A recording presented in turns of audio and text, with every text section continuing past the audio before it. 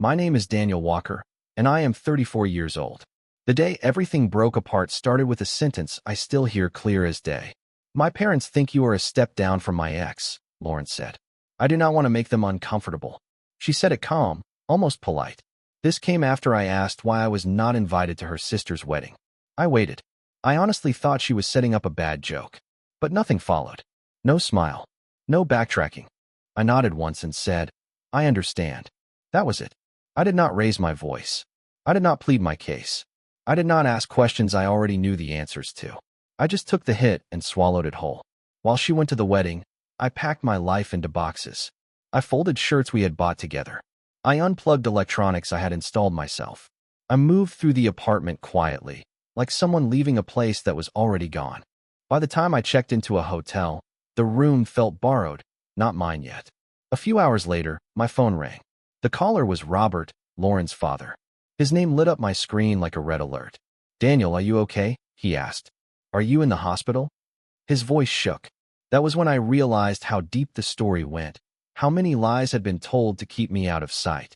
But to understand how we reached that phone call, that wedding, and that word, downgrade, you have to know what came before. You never realize you are just filling space until the person you were holding it for finally comes back. For 2 years, I thought I was the good guy in Lauren's life. I thought I was the man who arrived after the damage was done, the one who rebuilt what had been wrecked, the steady one, the proof that calm and responsibility could beat chaos. I was wrong. I was not the hero. I was the repairman. I fixed what was broken. I reinforced the weak spots. And once everything stood straight again, she decided she did not need the man with the tools. She wanted the man who lit fires and threw parties. I met Lauren when her life was falling apart. She was 26 years old, buried in credit card debt, and emotionally wrecked after a 3-year relationship that never stayed fully together. The guy's name was Brandon. He is a dreamer, she told me once, staring at the wall like she was remembering a legend. What he really was a 30-year-old wannabe nightlife promoter. He borrowed money and never paid it back. He cheated on her regularly. He kept her off balance so she would feel lucky just to be near him. Brandon always talked about the next big thing, the next exclusive event, the next brand deal, the next club opening. Nothing ever actually happened. Sometimes Lauren would show me old messages while we lay in bed. She acted like she wanted me to see how blind she had been. Look at this, she would say, scrolling through promises about opening a club in Florida together. Then he would disappear for 3 days on what he called networking trips and come back with stories that did not line up and stains on his shirt that told the truth anyway. When he finally left her for an 18-year-old influencer, Lauren collapsed. Her friends drifted away. Her confidence vanished. Her bank account was empty. That is when I showed up. I was not flashy. I worked as a systems analyst. My job was to keep networks running and stop failures before they happened. I planned ahead. I paid bills on automatic payment. I did not vanish for days at a time chasing attention. When Lauren and I started dating, she called me a breath of fresh air. We met in a downtown coffee shop, both of us working on laptops. She was trying to build a resume for entry-level marketing jobs. I was finishing a technical report for a hospital network. She asked why the wireless internet was crawling. I showed her how to switch to a stronger access point. That small moment turned into conversation. Then another. Then hours. A month later, she sat on my couch, pulled her legs close, and said, I am done with the drama. I want peace. She said peace like it was something she had only read about. I believed her. I wanted to believe her. So I gave her peace. Peace looked like structure. It looked like order. It looked like responsibility. I helped her sort her finances. One Saturday, we spread bills across the table and opened a laptop. I built a budget from the ground up. I showed her where her money actually went. Ride services, subscriptions she forgot about, late fees stacking quietly. She flinched at every number. I am pathetic, she whispered. No, I told her. You were not prepared. This world rewards chaos. We are fixing that. We called credit card companies together. We asked for lower interest rates. We set up payment plans. When one company closed an account she had held for 8 years, she cried. I held her hand and told her this was not loss. It was freedom. Every payment is a brick, I said. Every brick is a wall between you and the life that hurt you. When we saw her car loan carried an 18% interest rate, I went with her to the dealership to face it head on. When it came time to deal with her car loan, I showed up prepared. I wore a button shirt and carried printed copies of her updated credit report along with my own. I sat across from the finance manager and put my name on the line with hers. I co-signed a new loan so we could refinance and drag that interest rate down to something reasonable. When Lauren drove the car off the lot, she was glowing. The monthly payment was finally something she could handle. "I cannot believe you did that for me," she said, gripping the steering wheel like it was proof her life was changing. "We are a team," I told her, "and I am all in." Later, when she decided she wanted to go back to school and finish her marketing degree, we sat at the kitchen table again. That table saw more planning than most people see in a lifetime.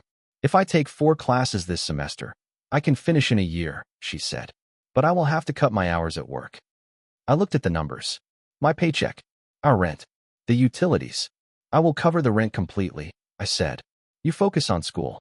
We will handle the rest as it comes." She broke down crying and wrapped her arms around me. "You are saving my life," she whispered into my shoulder. At that point, I was not just her boyfriend. I was the framework holding everything together. I paid for groceries when her textbooks cost more than expected. I fixed the wireless internet every time it crashed. I filled out financial aid forms when the instructions overwhelmed her. I reminded her about assignment deadlines she almost missed. I stayed up late talking her through panic attacks when she was convinced she would fail an exam. I thought this was what love looked like. 2 people building something steady, something real. What I did not understand at the time was that peace can feel empty to someone who grew up on chaos. The change started about 6 months ago. Lauren finished her degree and landed a solid job at a public relations firm. The woman who used to spend weekends in sweatpants and study guides started going to the gym before work. She bought fitted dresses. She carried herself differently. I was proud of her. I truly was. I thought we were succeeding together. We went out to dinner to celebrate her job offer. She held my hand across the table and promised she would never forget everything I had done for her. "We are going to build a good life, Daniel," she said. "No more disasters. No more drama." I believed her again. Believing people when they sound confident has always been my weakness. Then the comments started. Small ones at first. Easy to ignore. We watched a movie where a couple packed up and left town on a sudden road trip. Lauren sighed. "I wish we did things like that. Just spontaneous stuff." "We went to California last month," I said gently. "We stayed by the harbor and took that boat tour." She rolled her eyes.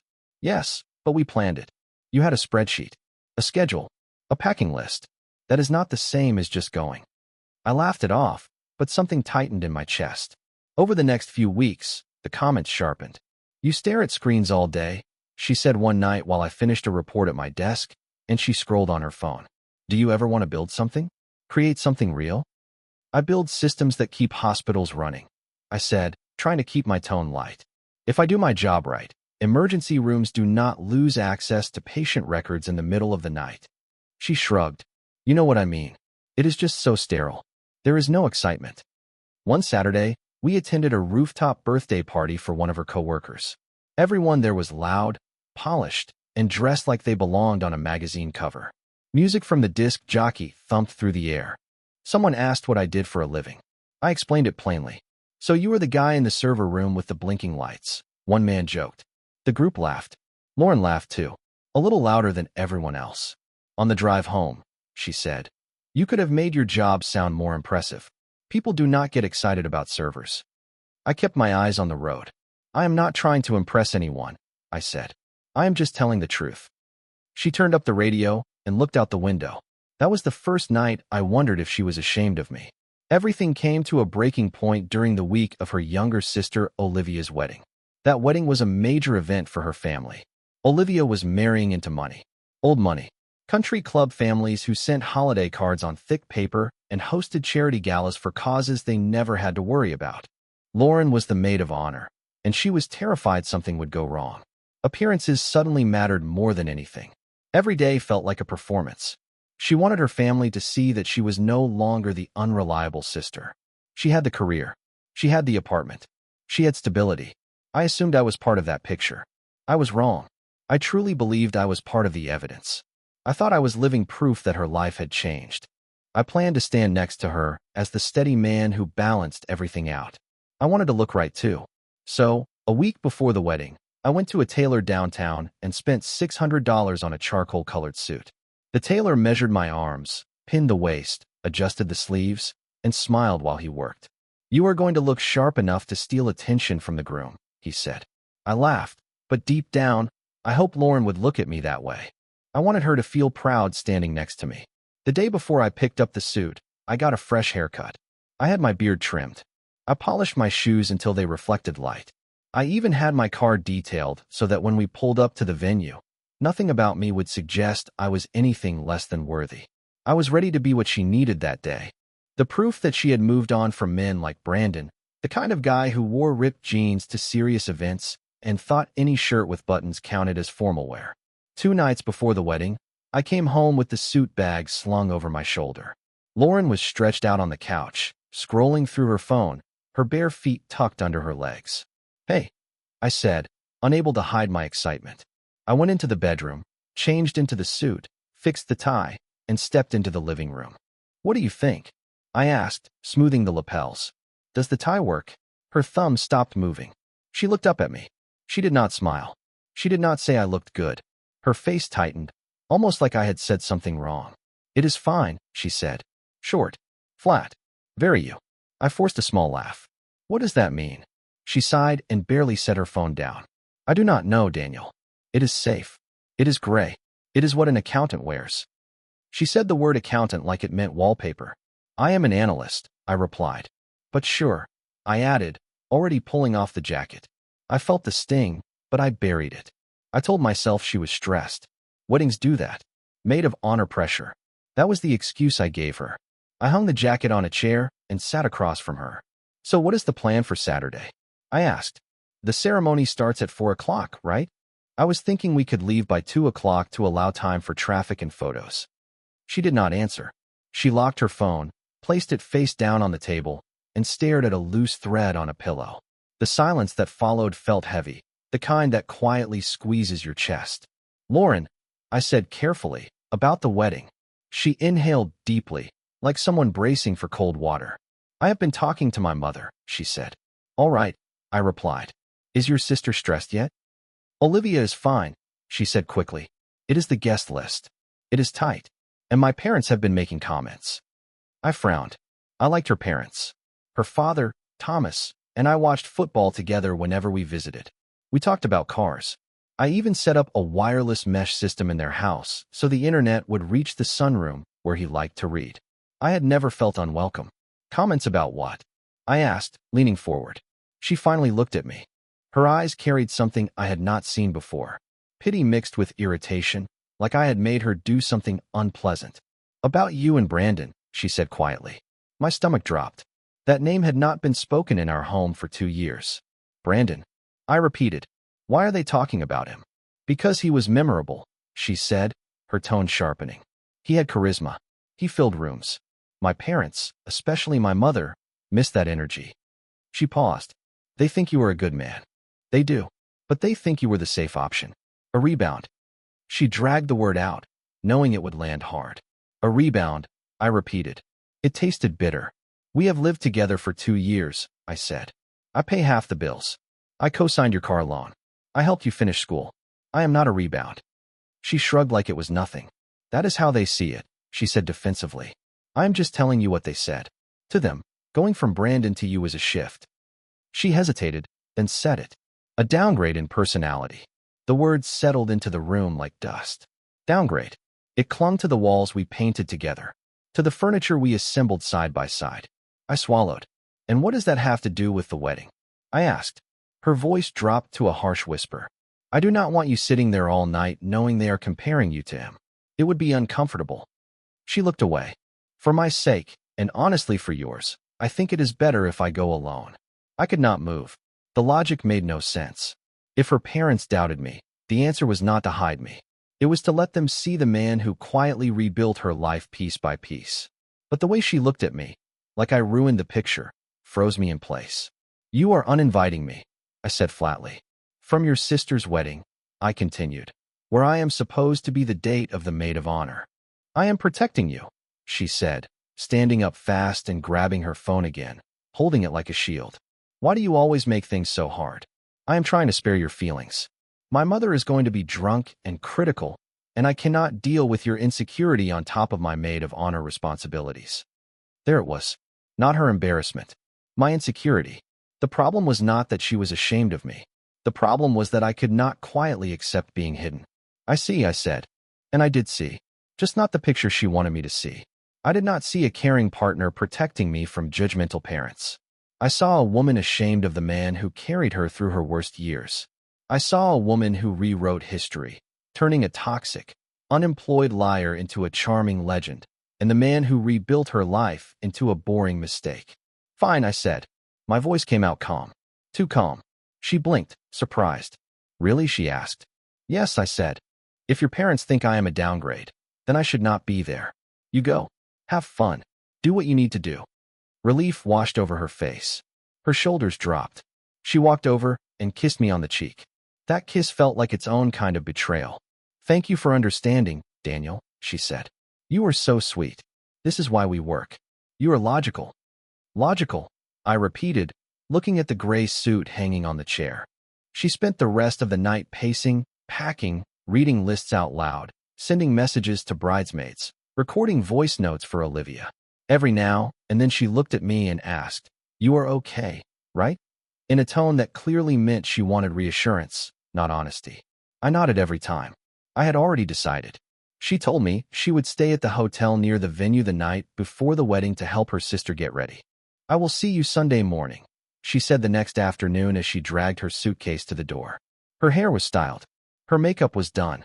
She looked ready for a new chapter. "Love you," she said. "Goodbye, Lauren," I replied. The door closed. I listened to her footsteps fade down the hallway.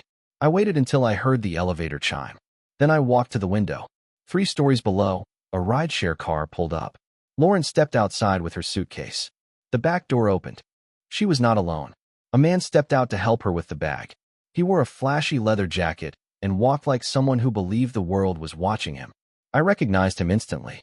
Brandon, the man I had only seen in old photos and half-forgotten videos. Now there he was, real and present, sliding back into her life like he had never left. I stood there with my hand on the cold glass. She had not uninvited me to protect me from her parents. She had uninvited me because she was bringing him. The anger did not explode. There was no shouting, no damage. It moved through me slowly, like a cold wind, freezing everything that had once been warm. I turned away from the window and looked around the apartment. My television, my couch, my game console, everything I had paid for while she was rebuilding her life. For the first time in 2 years, the silence did not feel calm. It felt like an alarm. "Downgrade," I said quietly to the empty room. I walked into the bedroom and pulled my duffel bag from the closet. I opened drawers. I was not going to be here when she came back, and neither was the support she had mistaken for background noise. I did not destroy anything. I did not ruin her belongings. That is what Brandon would have done. I do not create chaos. I dismantle systems. I gave myself 2 hours. First came the basics. Clothes, toiletries, important papers. I filled 3 suitcases. I emptied the small safe in the closet. My passport, my birth certificate, the emergency cash fund that I had mostly built myself. I took the watch my father left me. I took the ring my mother gave me on my 30th birthday. Then I moved on to the technology. That was where it would hurt the most, because it was where she depended on me without ever noticing. I unplugged the 65-inch organic light-emitting diode television I bought for our anniversary the year before. I packed up my PlayStation 5 and the games I had purchased. I removed the wireless speakers from the living room, the bedroom, and the kitchen. Last came the heart of the system. In the corner of the living room, the fiber optic modem and the high-end mesh router blinked quietly. The internet account was in my name. I paid it every month. I unplugged the router, wrapped the cord neatly around it, and placed it into my backpack. The network went dark, and so did my role in her life. I pulled the modem next. In seconds, the apartment stopped being smart. The lights went dead. The thermostat shut off. The voice assistant in the corner went silent, its glowing ring disappearing like it had never existed. Streaming services logged out. Screens went dark. Everything that once made the place feel modern and impressive turned back into plain plastic and glass. I stood in the middle of the living room and looked around. The apartment was not empty. Her furniture was still there. Her decorations. Her piles of things. But without the systems I had built and the bills I had paid, it suddenly looked hollow. It looked like what it really was. A space she could not afford, filled with comfort she had not earned. I took my house key off my key ring and placed it on the kitchen counter. I did not leave a note. Notes mean there is still something to discuss. Leaving the key means the conversation is finished. I carried my bags downstairs, loaded them into my car, and drove to a Marriott downtown. I checked in under my own name, paid with my own card, and went up to the room. It was 4:30 in the afternoon. The wedding ceremony would be starting right about then. Somewhere in a clean, manicured courtyard, Lauren was walking down the aisle as maid of honor, wearing a practiced smile. Brandon was probably sitting in the crowd in a cheap suit, already sweating through the fabric. I pictured her parents scanning the seats, wondering where I was.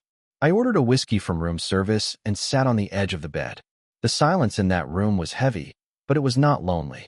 It felt like the silence after a bomb technician cuts the right wire and watches the countdown disappear. The timer had stopped. I was safe. At 7:15 that evening, my phone buzzed on the nightstand. It was Thomas, Lauren's father. I let it ring 3 times. I wanted my voice steady when I answered. "Hello," I said. "Daniel," he said, breathless, like he had stepped outside to escape smoke. "Thank God. Are you okay? Are you in the hospital?" I sat up straighter. "The hospital?" I asked. "No, I am at a hotel." "What are you talking about?" There was a long pause. "A hotel," he repeated. "Lauren told us you collapsed. She said you had some kind of seizure or heart issue right before you were supposed to leave. She said you made her come anyway because you did not want to ruin Olivia's day and that you were under observation." My grip tightened around the phone. The lie was so bold it almost took my breath away. She had not just covered her tracks. She had wrapped herself in a fake emergency and turned herself into the brave girlfriend attending a wedding while her partner lay in a hospital bed. "Thomas," I said, my voice flat. "I did not have a seizure. I am perfectly healthy."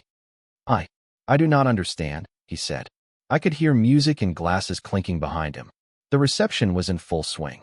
"Then why are you not here? And why is Brandon here?" "Brandon is there?" I asked, pretending surprise even though I had watched him step out of the car. "Is he sitting at my table?" "He is in your seat," Thomas snapped. "Eating your steak." He showed up with Lauren. She said she needed emotional support because she was worried about you. "Daniel, what is going on?" I took a slow sip of whiskey. The burn grounded me. "She uninvited me yesterday," I said quietly. "She told me you and her mother thought I was a downgrade compared to him. She said my presence would make you uncomfortable because I am boring." "What?" Thomas shouted. The word crackled through the speaker. "A downgrade. I cannot stand that greasy little excuse for a man. He borrowed $500 from me 3 years ago and never paid it back. I tried to have security remove him, but Lauren started crying and said she needed him there." I exhaled slowly. "Well," I said, "she has him now, and she does not have me." Another pause. "What do you mean?" he asked. "I moved out," I said. "I packed while you were at the ceremony. I am done. The lease ends in 2 months. I will pay my share until then because that is who I am. But I am not coming back." The noise of the reception filled the line. Laughter, music, plates moving. It sounded unreal from where I sat. "Daniel, please do not do this," Thomas said, his voice dropping. "She is an idiot. You know how she gets when she is stressed. I will grab her right now. I will pull her out of there if I have to. Just come here. We can fix this." "There is nothing to fix," I said gently. I meant it. She did not just lie. I continued. "She looked me in the eye and told me I was not good enough for your family. And that was something you do not repair. That is something you walk away from. So if she could sneak her ex in," Thomas muttered, his voice low and shaking, "that is not stress. That is character." I heard movement on his end, like he was walking fast. "I am looking right at him," he continued. "He is trying to network with Olivia's father-in-law. He is handing out business cards for a club that shut down 6 months ago." A short, dry laugh slipped out of me. "That sounds exactly like him," I said. "Daniel, please," Thomas said, his voice breaking. "I am sorry. Enjoy the wedding," I replied calmly. "Tell Olivia congratulations." I paused for a second, choosing my words. "And tell Lauren that since I am such a downgrade, I removed myself from the equation. She can upgrade to Brandon full-time now." "Daniel," he started. "Goodbye, Thomas," I said, and I ended the call. I stared at the phone for a moment, then powered it off completely. The room went quiet again. I walked over to the window and looked out at the city lights. Something shifted inside my chest. It was not heartbreak. I had felt heartbreak before. That came with crushing weight and sobs you could not control. This was different. This was relief. The anchor had been cut. The pressure was gone.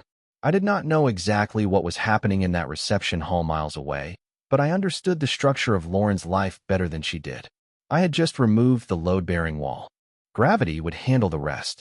I kept my phone off for 24 hours. Sunday was peaceful. I slept without an alarm. No calendar reminders. No anxious questions. No constant need to manage someone else's emotions. I went for a long run along the river, letting the pavement knock the tension out of my legs. I watched families pushing strollers, couples walking dogs, groups of friends laughing on benches. Nobody knew my story. Nobody cared. After the run, I returned to the hotel, took a long shower, and later ate a steak alone at the hotel bar while reading a novel I had not had time to finish when I was with her. For the first time in 2 years, I was not worrying about Lauren's anxiety, Lauren's schedule, or Lauren's need for reassurance. I was just Daniel, and Daniel was doing just fine. When I turned my phone back on Monday morning before work, it nearly vibrated off the desk. 47 missed calls, 82 text messages, 12 voicemails. Most were from Lauren, a few from Olivia, 2 from Lauren's mother. I did not listen to the voicemails. I scrolled through the text previews. Early Sunday morning. Where are you? Later. This is not funny. Where's the television? Another. Pick up. My father is screaming at me because of what you told him. As the hours passed, the tone shifted. You embarrassed me on the biggest night of my sister's life. You were so selfish. Then desperation. Baby, please. I can explain. Brandon just showed up. I did not invite him. My father lied. Then anger again. The wireless internet is gone. You seriously took the router. You are so petty. Finally, early Monday morning. Can we talk, please? I messed up. I need you. The progression was familiar. Anger, blame, gaslighting, begging. I archived the thread without replying and went to work. My day was strangely calm. Coworkers talked about their weekends. No one knew I had dismantled a relationship in silence. She showed up at 5:30 that evening. I was walking through the parking garage toward my car when I saw her leaning against my driver's side door. Oversized sunglasses, arms crossed tight. When she saw me, she straightened up. That defensive spark lit her posture. You blocked me, she said the moment I was close enough. No greeting. No apology. I did, I said. I stopped several feet away and did not unlock the car. What do you want, Lauren? Her voice cracked. I want you to come home, she said, stepping toward me. This is insane.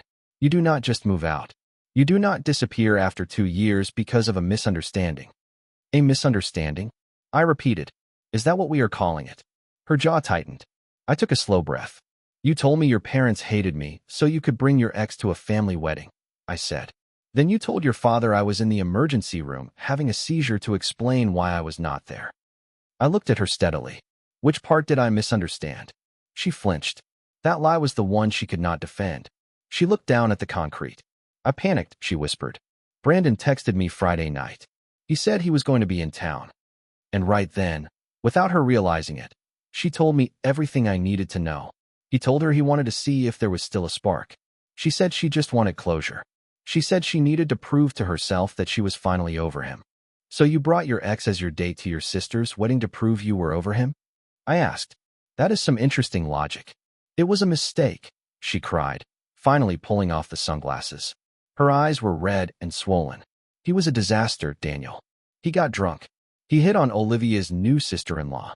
He tried to get my father to invest in some cryptocurrency scheme during the toast. My dad almost punched him. It was humiliating. Karma usually is, I said. She rushed on, words spilling out faster now. And then he left, she said, her voice breaking. He left with one of the bridesmaids. He did not even say goodbye to me. He just used me to get into the open bar. She looked at me, waiting for me to step in, to fix it, to tell her it was not her fault, to offer comfort and make everything feel stable again. She was waiting for the repairman to come back. I am sorry that happened to you, I said. I really am, but I am not surprised. She wiped her face and nodded weakly. I know, she said. I know you were right. She reached for my hand. I stepped back. Her fingers closed on nothing. I realized it as soon as he started talking, she said. I missed you. I missed how steady you are. I missed how safe you make me feel. Please just come home. The apartment is so quiet without you. I know, I said. Because I cannot even watch television. Because I took the television, I finished. We can buy a new one, she said quickly. I do not care about the stuff. I care about us. I looked at her closely. I saw fear in her eyes. But it was not fear of losing me. Not really. It was fear of losing the structure. The quiet apartment. The bills. The responsibility. The silence. Lauren, I said calmly. Do you remember what you told me Friday night? She frowned. You told me I was a downgrade, I said. You told me I was boring. I did not mean it, she said immediately. Yes, you did, I replied. And you were right. She blinked. What? I pay bills. I show up. I do not cheat. I do not cause scenes at weddings. I do not pitch fake investments during speeches, I said. That is boring to someone like you. You need chaos to feel alive. I do not want chaos, she shouted. I want you. No, I said, unlocking my car. The beep echoed through the garage. You want rent paid. You want problems solved. You want your parents calm. You want stability without becoming stable. I opened the driver's door and tossed my bag inside. Daniel, please, she said, grabbing the edge of the door. My father is furious. He said he will not speak to me until I fix this. He loves you. Your father is a good man, I said. He deserves a better son-in-law than Brandon. And honestly, he deserves a better daughter than the one you are being right now. She recoiled. I am sending movers for the rest of my furniture on Saturday, I said as I got into the car. I already transferred the utilities out of my name. They will shut off in 48 hours if you do not call them. She stared at me in shock. Good luck with the bills, Lauren. You cannot leave me, she shouted as I started the engine. I cannot afford that place alone. You promised you would take care of me. I rolled the window down slightly. I did take care of you, I said. I helped you get out of debt. I helped you finish your degree. You are in a better place than when I found you. I paused. Consider it a severance package. I rolled the window back up. Her mouth kept moving. Her fist kept hitting the glass. But the car swallowed the sound. I backed out, shifted into drive, and headed up the ramp toward daylight. In the rearview mirror, she grew smaller. A lone figure in a dim garage, shrinking until she disappeared. At the top of the ramp, I turned onto the street and exhaled. I did not look back. I turned on the radio. A classic rock song filled the car. Steady. Familiar. It did not sound boring. It sounded like freedom.